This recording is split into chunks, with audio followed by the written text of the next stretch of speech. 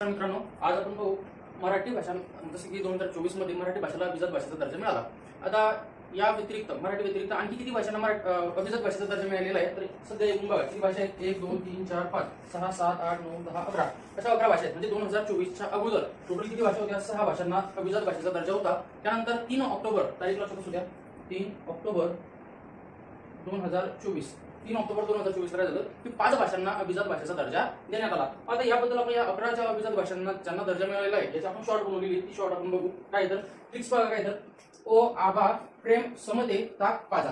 काय ओ आबा प्रेम समते ताक पाजा। आता लक्षात घ्या हे जे समते लिहिलेले संपते असं नाही हा समते ओ आबा प्रेम समते ताक पाजा समते। मग ओ म्हणजे काय तर ओडिया। आता ओडिया म्हणजे ओडिशा राज्याची भाषा बोलली जाते त्याला ओडिया किंवा ओडिया म्हणतात हा। त्यानंतर बघा आ म्हणजे काय आसामी, बा म्हणजे बंगाली, प्रेम म्हणजे काय तर प्राकृत भाषा। त्यानंतर बघा म म्हणजे काय मराठी, स म्हणजे संस्कृत, म म्हणजे मल्याळम, त्यानंतर ते म्हणजे तेलुगू, ता म्हणजे तामिळी। तर तामिळी या भाषेला सर्वात अगोदर दर्जा मिळालेला आहे। क म्हणजे काय कन्नडी आणि पा म्हणजे पाली। लक्षात घ्या। त्यानंतर एक महत्त्वाचं लक्षात घ्या की मराठी भाषा कोणत्या भाषेपासून तयार झालेली आहे म्हणजे मराठी भाषेची जननी भाषा कोणती हा सुद्धा प्रश्न आतापर्यंत विचारलेला आहे। मराठी भाषेची जननी भाषा कोणती? एक आहे संस्कृत आणि एक आहे प्राकृत।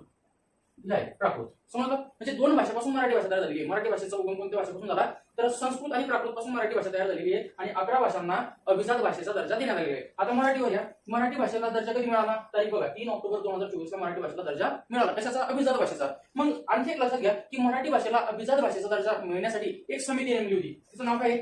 रंगनाथ पठारे। रंगनाथ पठारे काय होतं त्या व्यक्तीचं नाव? रंगनाथ पठारे या व्यक्तीच्या नावाखाली एक समिती नेमली होती आणि ती नेमली होती 2012 मध्ये। हे लक्षात असू द्या 2012 मध्ये रंगनाथ पठारे यांच्या अध्यक्षतेखाली एक समिती नेमली होती। त्या समितीने आपला अहवाल सादर केला आणि त्या अहवालांतर्गत आपल्या मराठी भाषेला अभिजात भाषेचा दर्जा देण्यात आला। अशाच माहितीसाठी आपल्या चॅनलला फॉलो करा आणि YouTube चॅनलला सुद्धा सबस्क्राइब करा, लाईक करा, शेअर करा।